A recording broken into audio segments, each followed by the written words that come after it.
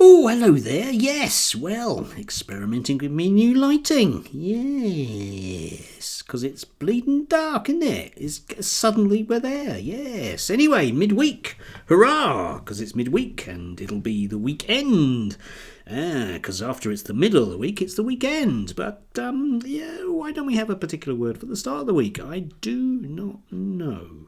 Maybe just Monday is enough. Anyway, for those of you that are still on not Monday, let's think about all of those fun things that were happening yesterday. I did enjoy yesterday the right-wing commentariat, who were very, very, very pleased that even though they hadn't encouraged people to riot over a suspected terrorist attack, were sort of happy that they had encouraged people to riot over a definite terrorist attack, because apparently the terrorist who did the terrorist attack has now been named as a terrorist, which of course means that everything they had to say, which they didn't say to encourage people to riot, was exactly right, and all those rioters were exactly right, even though they weren't armed with the information. They must have, I don't know, come back in time or something. Anyway, yes, so lots of people like Julia Hartley-Brewer and Darren Grimes were very pleased with that yesterday. So that was good news. Also on good news, apparently the birth rate in England and Wales, don't know about Scotland, but just England and Wales, is really, really bad for the first time in probably centuries. Yes.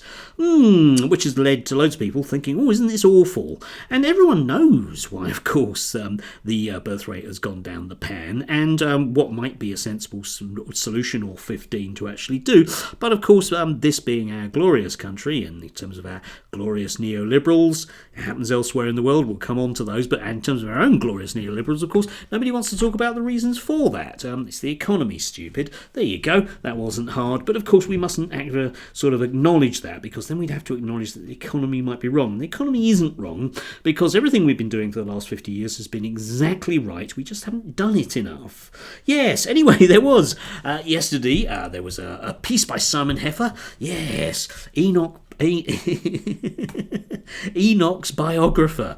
Tells you everything you need to know about his opinions. But anyway, no Tory is reminding me more of Mrs. Thatcher than Mrs. Badenoch. Yes, indeed. You see, he was extolling her Thatcherite values, because, of course, that's what we need. After 50 years of Thatcherite values, including in her own glorious Thatcherite Keir Starmer and the previous one of Tony Blair before that, of course, what we need is more of that, because it really does set up the economy into a place where people want to bring up children, because it's so easy. Come back to that particular one. Anyway, my eye was drawn to this particular line from Mr. Heffer. In October 76, the party published the policy document, The Right Approach. See what they did there? Yeah, they used the word approach. Indeed. Anyway, in which they unveiled what would become the key tenets of Thatcherism. Here we go, folks. Private enterprise. Yes, that's a good thing, isn't it? Everyone likes private enterprise. Everyone likes private business as well, don't they? You can think about how well all that's gone.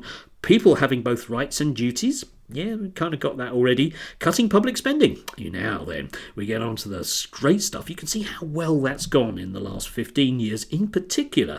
Ending restrictive practices. Well, we've had 50 years of people telling us that we need to get rid of restrictive practices, and effectively we have done. There's almost none of them that are nailed down anywhere, and we're still waiting for that particular nirvana, cutting taxation. Oh, inevitably.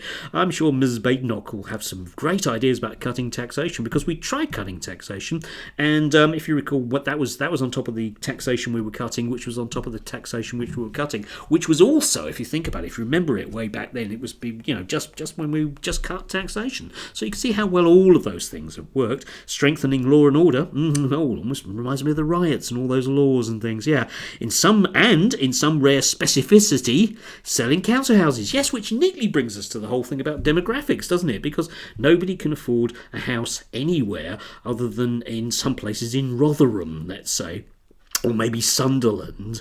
So people cannot afford to live where they are. And one of the things about people not being able to afford to live, apart from all the other things about, like, there being no public services and everything crumbling and falling apart, is that they decide to have children much, much, much, much, much later. Or in some cases, just not at all.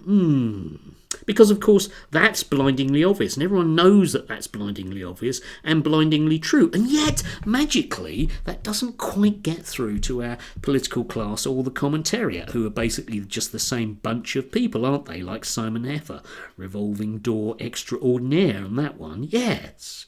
Because, of course, the big lie, and it's been a lie for the best part of my life, actually, realistically, it's been the lie for at least 40 years, probably 45, and we are heading rapidly for 50 of them. What's a half century between friends when an economic system doesn't work? Because capital won't spend. All right, that's basically the problem with capitalism. Yeah, fact fans, it won't spend on anything it doesn't want to. Now, anyone with a brief knowledge of sociology, you can find this out at GCSE, will tell you that from a Marxist or feminist perspective, that simply things like bringing up children, actually having kids and reproducing the workforce, is not a job that capital will pay for whatsoever. You can get your Delphi and your Lennons and your Bowles and your Gintis and your Althusers if you fancy reading this stuff up. It's really quite simple to understand. They will shove those costs onto you as an individual. They don't have any responsibility for bringing people up in terms of them, being socialised or indeed operating in a mixed market economy. Oh, you see what I did there? No, I didn't. Anyway, they just won't do it.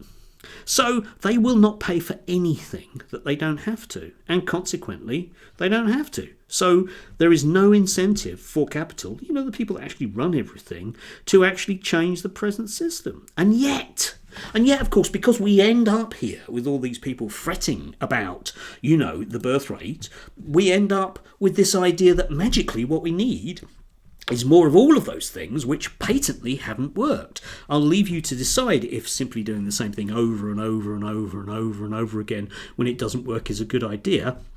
I'm personally of the opinion it might not be, but I might need some specific examples for people to argue about. Anyway, which brings me neatly to Elon Musk, who is having a little bit of a meltdown in between, his interesting habits, and he's certainly a big family man, apart from the family he doesn't talk to. Anyway, leaving on that, of course, he encapsulates this view to a T. So let's just look at this one of his tweets, okay? Elon, I'll focus on efficiency, then I hope I can leave politics. Oh yes, of course. You see, we just need a bit more centralisation into the middle. Yeah, take more powers from local government and everywhere else, all those quangos, put them in and get the right people in, and then everything will work. Yeah, because that's worked so well, not well because it's not been done properly, because it hasn't been done enough. All right, yeah. I'm doing this because I think it's critical to the future of the country. Children. If America fails, nothing else matters. No, Elon, if England fails, nothing else matters, mate. I'm the one with the Union Jack behind me. Yeah, we're not getting to Mars or anything. Okay, I'll buy into that. I'm hoping that we get President Trump elected, and then I'll work hard on the Department of Government Efficiency. Yeah, we just need more efficiency in government. That'll spur on growth, won't it, Wes Streeting? Yes. And after that, I hope I cannot be in politics. That would be my hope. Yeah, it would be our hope as well. You can always leave now, Elon, of course, as opposed to trying to pay people to vote the right way in the election.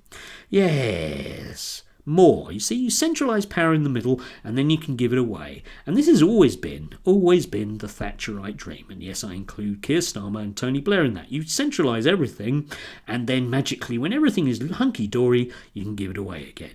But, of course, we end up with this position whereby everybody at the bottom, the actual people in the actual economy, are completely done over. And oddly, they don't feel like investing in the future, mainly because they can't. Because the whole system, that's that capital thing again, has basically been rigged against them. Still, never mind. We are simply in the midweek of this particular virulent bout of spasms at the end of any form of working capitalism. I mean, you can get capitalism to work. It worked pretty well in the 50s and 60s and 70s. But people decided that that wasn't making them enough money, so they stopped doing it, which leads us very neatly here to a whole bunch of people persuading you that the things that you can see patently in front of your face are simply mirages.